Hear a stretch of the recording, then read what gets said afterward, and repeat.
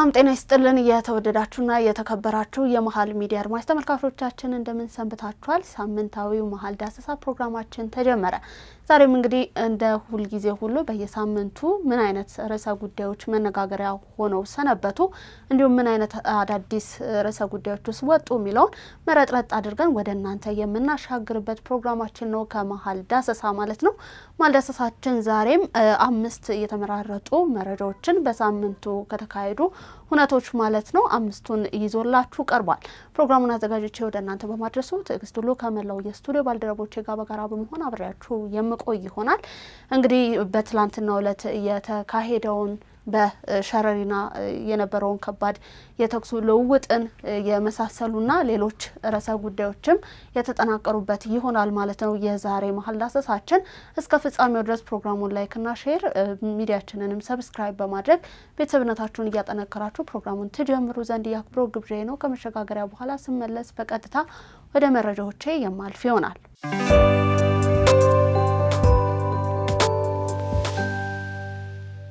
ተመልሰናል። እንግዲህ ውድ ተመልካቾቻችን በቀደም ብዬ እንዳስተዋወቅኩት የመጀመሪያ ርዕሰ ጉዳይ የሚሆነው በሸረሪና የነበረውን ከባድ የተኩስ ልውውጥን እየተመለከተ ይሆናል።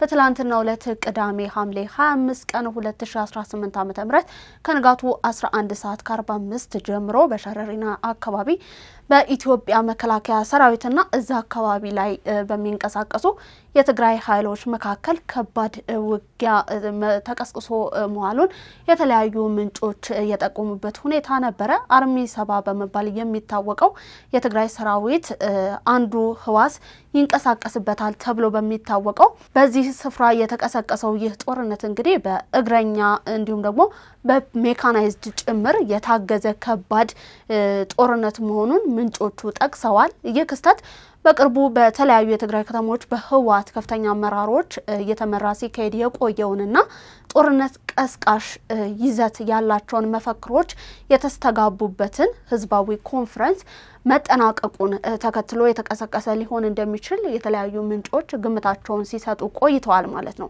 ተኩሱ እንግዲህ አሁንም እየቀጠለ ሲሆን መድፍን ጨምሮ የከባድ መሳሪያ ተኩስ እንደቀጠለ መሆኑ በሽራሮ አቅጣጫ ደግሞ የከባድ መሳሪያ ድምጽ እንደሚሰማም አካባቢው ላይ ያሉ ምንጮች ለመሃል ሚዲያ የገለጹበት ሁኔታ አለ ማለት ነው። ወደ ተመልካቾቻችን ይህን ርዕሰ ጉዳይን በተመለከተ በተለያዩ ቀናት በቀጣይ ቀናትም የሚወጡ አዳዲስ ነገሮች ካሉ በተለያዩ በዜናም በላይቭም ፕላትፎርሞቻችን ሽፋን የምንሰጥ መሆኑን ከወዲሁ ለመግለጽ እንወዳለን ማለት ነው። ወደ ሁለተኛው ርዕሰ ጉዳይ ሲያልፍ ደግሞ ራሱን የትግራይ የሰላም ኃይል ብሎ ያደራጀው ታጣቂ ቡድን ትህነግን ከመቀሌ በማስወጣት ከተማዋን እንዳጠቃላይ ለመቆጣጠር የሚያስችለውን አጠቃላይ ዝግጅት ማጠናቀቁን የቡድኑ ወታደራዊ አዛዥ ገልጸዋል ማለት ነው።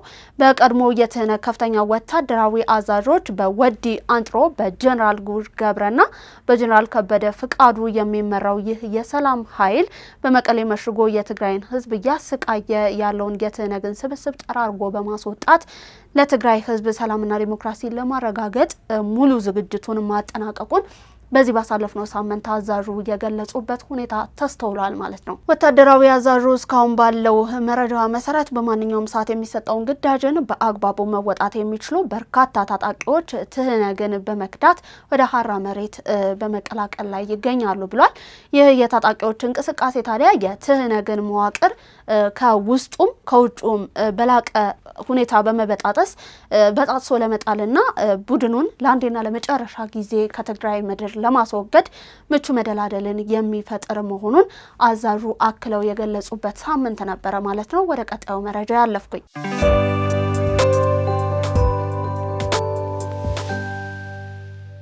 የምስራቅ አፍሪካ የልማት በየነ መንግስታት ባለስልጣን ኢጋድ ዋና ጸሐፊ ዶክተር ወርቅነህ ገበየሁ እንግዲህ በዚህ ባሳለፍነው ሳምንት ወደ ሱዳን መዲና ካርቱም ያደረጉት ጉዞ አንደኛው መነጋገሪያ ጉዳይ ነበረ። ከአንድ ዓመት በላይ ያስቆጠረውንና ቀጠናውን እያናጋ የሚገኘውን የሱዳን አስከፊ የእርስ በርስ ጦርነትን በሰላማዊ መንገድ ለመቋጨት የሚደረገው ዲፕሎማሲያዊ ጥረት አዲስ ምዕራፍን መያዙን የሚያሳይ ነው ማለት ነው። ውድ ተመልካቾቻችን ይህንን ዜና በአጠቃላይ ጠቅለል ባለና በሰፋ ሁኔታ ስንመለከተው ዶክተር ወርቅነህ ገበየሁ በካርቱም በሚኖራቸው ቆይታ ከሱዳን ጦር ኃይሎች ኤስኤኤፍ እንዲሁም ደግሞ ከተፎካካሪው ፈጣን ድጋፍ ኃይል አርኤስኤፍ ከፍተኛ አመራሮች እንዲሁም ደግሞ ከሀገሪቱ የፖለቲካና የሲቪል ማህበረሰብ አካላት ጋር በስፋት እንደሚመክሩ ይጠበቃል።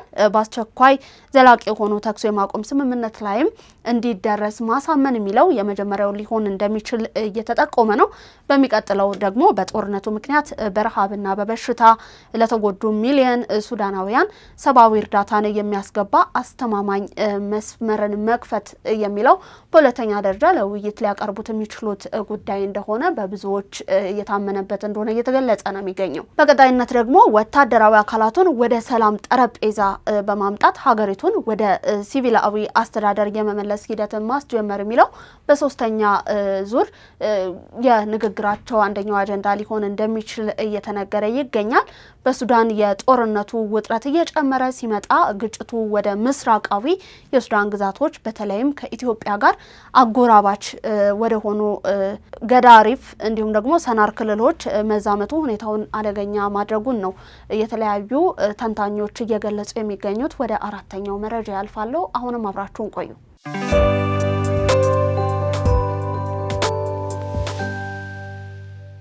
በአራተኛ ደረጃነት የምንመለከተው መረጃችን እንግዲህ በዚህ ባሳለፍነው ሳምንት የቀድሞ የማዕድን ሚኒስትርና አንጋፋ ዲፕሎማት አምባሳደር ስንቅነሽ እጅጉ ከዚህ ዓለም በሞት መለየቷ የተሰማበት ሳምንት ነበረ። በኢትዮጵያ እንግዲህ በሳይንስ በመንግስት አስተዳደርና በዲፕሎማሲው ዘርፍ የላቀ ስኬትን በማስመዝገብ ለሀገራቸው ከፍተኛ አስተዋጽኦን ያበረከቱት አምባሳደር ስንቅነሽ እጅጉ ባደረባቸው ህመም በሕክምና ሲረዱ ቆይተው በ69 ዓመታቸው ከዚህ ዓለም በሞት መለየታቸው ተገልጿል። የአምባሳደር ስንቅነሽ እጅጉ የትምህርት እንዲሁም ደግሞ የስራ ህይወት ታሪክ ባጭሩ ሲነገርም በመጋቢት ወር 1948 ዓ.ም በምዕራብ ሸዋ ዞን አምቦ ከተማ የተወለዱት አምባሳደር ስንቅነሽ በልጅነታቸው ዘመን በተለያዩ የሀገራችን ክፍሎች ተዘዋውረው ትምህርታቸውን መከታተላቸው ነው የተገለጸው። ወደ ተመልካቾቻችን የመጀመሪያ ዲግሪያቸውን ደግሞ በ1972 ዓ.ም በኬሚስትሪ ከአዲስ አበባ ዩኒቨርሲቲ እንዲሁም የሁለተኛ ደረጃ ዲግሪያቸውን ደግሞ በአናላይቲካል ኬሚስትሪ ከእንግሊዙ ኢስት አንግሊያን ዩኒቨርሲቲ በ1980 ዓመተ ምህረት ማግኘት የቻሉ እንስት ናቸው። በኢትዮጵያ ጂኦሎጂካል ሰርቬይ በተለያዩ የኃላፊነት እርከኖች ሴቶችን ወክለው በላቀ የአመራር ደረጃ አገልግለዋል። በ1990 ዓመተ ምህረት ደግሞ የማዕድንና ኢነርጂ ምክትል ሚኒስትር፣ በ1994 ዓመተ ምህረት የማዕድንና ኢነርጂ ሚኒስትር ዴኤታ እንዲሁም ደግሞ በ2002 ዓመተ ምህረት የማዕድን ሚኒስትር በመሆን ሀገራቸውን በከፍተኛ ታማኝነት ማገልገል የቻሉ እንስት ናቸው። እንግዲህ በማዕድንና ኢነርጂ ሚኒስትር ቆይታቸው የኢትዮጵያን የማዕድን ሀብትን ልማት ከማጠናከር ባሻገር በጊቤ 1 እንዲሁም 2 ጢስ አባይ 1 እና 2 ተከዜ ፊንጫ አመርቲነሽ እንዲሁም ጣና በለስ የኃይል ማመንጫዎችን ግንባታን ጉልህ አሻራቸውን አሳርፈዋል። በተለይም የታላቁ የኢትዮጵያ ህዳሴ ግድብ ጥናት ተጠናቆ ወደ ግንባታ እንዲገባና በመጀመሪያዎቹ ዓመታት የግንባታ ክትትል ላይ የማይተካ ሚናን መጫወታቸው ነው የተገለጸው። ከ2006 እስከ 2010 ዓ.ም በብራዚል አርጀንቲናና ቺሊ ደግሞ የኢትዮጵያ ልዩ ባለሙሉ ስልጣን አምባሳደር በመሆን የሀገራቸውን ብሔራዊ ጥቅምን እያስጠበቁ እናት መሆናቸውም ነው በዚህ የእረፍታቸው ጊዜ የተነገረው ማለት ነው። ከዚህ በተጨማሪም በኢትዮጵያ አየር መንገድ የዳይሬክተሮች ቦርድ አባልነት የቪዥን 2025 እቅድ በማርቀቅ በኢትዮጵያ ኤሌክትሪክ ኃይል ኮርፖሬሽን፣ በኢትዮጵያ ልማት ባንክ፣ በተለያዩ ዩኒቨርሲቲዎች ጭምር እንዲሁም ደግሞ በሌሎች በርካታ ሀገራዊ ተቋማት ላይ በቦርድ ሰብሳቢነትና አባልነት በብቃት መርተዋል። የህዝብ ተወካዮች ምክር ቤት አባል መሆናቸው ነው የተገለጸው ማለት ነው። በሳይንስ በምህንድስና በመንግስት አስተዳደር እንዲሁም በዲፕሎማሲ ዘርፍ ለሰሩ እንዲሁም ደግሞ ለሚሰሩ ወጣቶች በተለይም ለሴቶች ማለት ነው ትልቅ ተምሳሌት የነበሩ አምባሳደር ስንቅነሽ የሁለት ልጆች እንዲሁም ደግሞ የአንድ የልጅ ልጅ እናት እንደነበሩ ነው ታሪካቸው የሚናገረው። የአምባሳደር ስንቅነሽ የስርዓተ ቀብር ታዲያ በትላንትናው ዕለት በአዲስ አበባ ገርጂ ቅዱስ ጊዮርጊስ ቤተክርስቲያን ከቀኑ 6 ሰዓት ላይ እንደተፈጸመ የውጭ ጉዳይ ሚኒስትር የላከው እንዲሁም ያጋራው መረጃ ያመለክታል ማለት ነው። መሀል ሚዲያም በአምባሳደር ስንቅነሽ እጅጉ እረፍት የተሰማውን ጥልቅ ሐዘን ይገልጻል ማለት ነው። በመሀል ዳሰሳ እንዲሁም በአጠቃላይ በመሀል ሚዲያ ስም ወደ መጨረሻው መረጃ ያልፋለሁ።